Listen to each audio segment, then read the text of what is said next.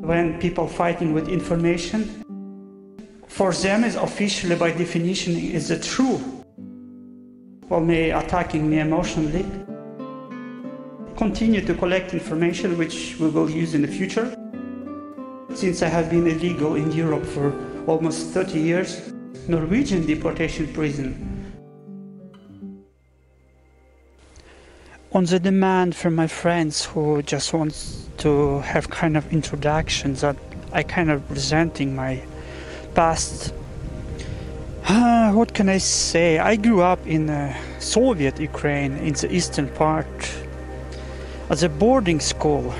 It's kind of tough past, but kind of my recordings have nothing to do with my past. I had my own project when I can just working with my PTSD disease or disorder, whatever, which causing me a lot of stress, and that's why I'm trying to record some video to force my brain to think in new patterns and be more active by expressing myself. And my past is boarding school, internet school, we call it, was a very tough place. We had a lot of kids with different type of damages. Some had parents who was alcoholics, or even kids with deafness or schizophrenical parents, and different parents, different difficulty times. And even the Tolstoy's words in the Anna Karenina book, that all the happy families have something mutual, and unhappy families are unhappy in their own way. It's kind of true. I did experience it. So we had kind of very simple rule at the school that the strongest is dictating the rules, and I as a child could be exposed for the violence just because I gave the right answer in the class. If a teacher asks something, and kids could say, you're becoming more smarter than us, and kind of it was enough to be beaten, and staff didn't care so much. And even if you're asking their claims, but just bringing the conversation into the new pattern could be caused you a lot of trouble. Teachers that just pointing out that you are smarter than everyone, and it's bringing more problems. So rules are rules. So individual thinking was kind of forbidden. You need to be a part of group, like group thinking policy, and I was kind of against it. And even now, when I'm more adult, you experiencing, like now in Sweden, people just following the official channel for information, to gather information, like their official SVT channel, or as NRK in Norway. And for them is officially by definition is the true source of information. They're not asking so much question, just want to not to be outsider. And for me it was always like how to finding the truth. Questions, it's kind of important tool. And I notice when different culture expressing themselves, like we, and of course who is we. I know you should like talk from your own perspective and not mix yourself with a group of other people. And this we thinking like give me a sign that maybe a person abandoned his free will to think and be independent and creates his own terms and just want to be a part of the group. Group thinking, have been kind of very tough question for me. In my boarding school, we have been punished physically. In our days, citizens of Sweden, as example, can be punished in different way if they're not following official narrative from the government, and it can be economical or political punishments, and the consequences can be harsh. If you don't have job, you will not borrow any money from the bank, you will not have house, maybe your wife will leave you, and at the end you will be punished, and punished very strong. So consequence thinking kind of understandable point, just escape the punishment, the bad conditions. And I always thought, as example, in Germany in the 30s, 40s, when someone shouted greetings to Adolf Hitler, do they really think that he was a hero, or just they said it just to pretend that they're one of the group and not to be punished? So it's kind of open questions which we can answer by ourselves.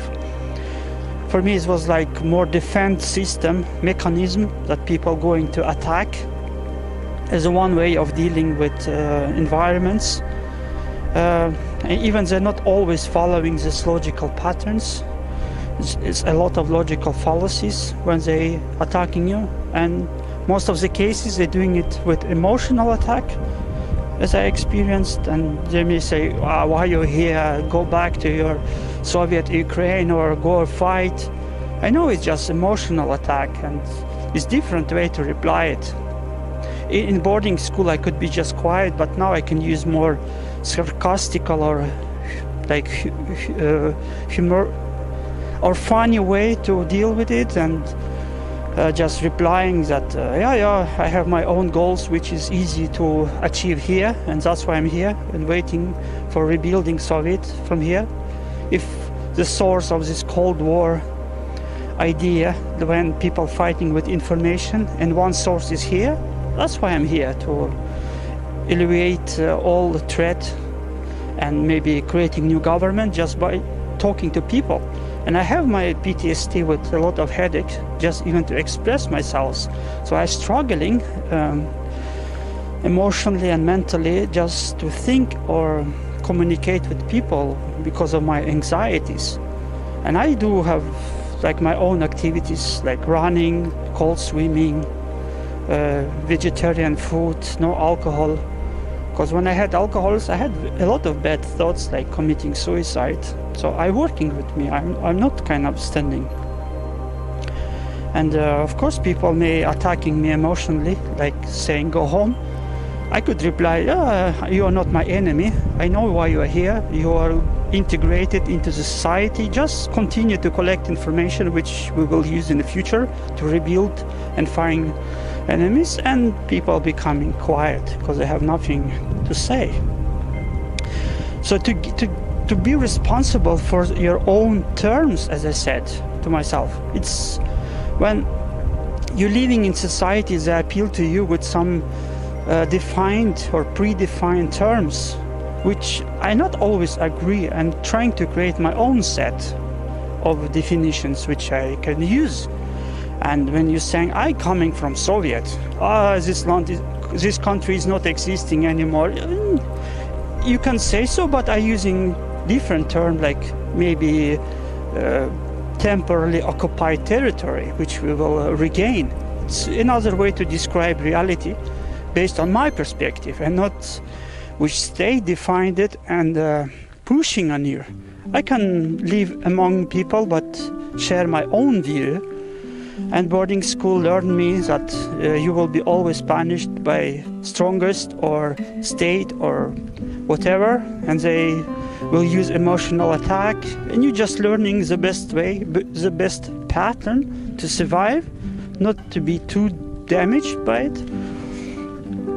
So many people asked me, since I have been illegal in Europe for almost 30 years and have been in different deportation prison, that maybe I could create video how life was in Norwegian deportation prison, because I spent there a lot of time through the last 20 years, and my next video will deal about my experience from there, but both positive and negative experiences.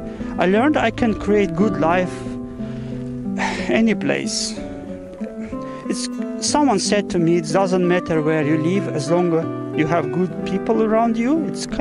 I experience it's true, and everybody need to take responsibility to create good environment when your terms or your ideas is dominated.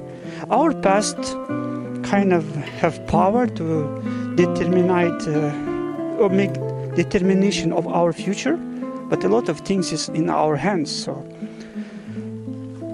Next time will be video about Norwegian prison. The name of the place is Trandum. It's not far away from international airport in Oslo, outside Oslo. It will be nice for me to share my view and my experience and my past. Maybe someone will learn something from it. Because we are humans, we have been created to share information among us. See you guys!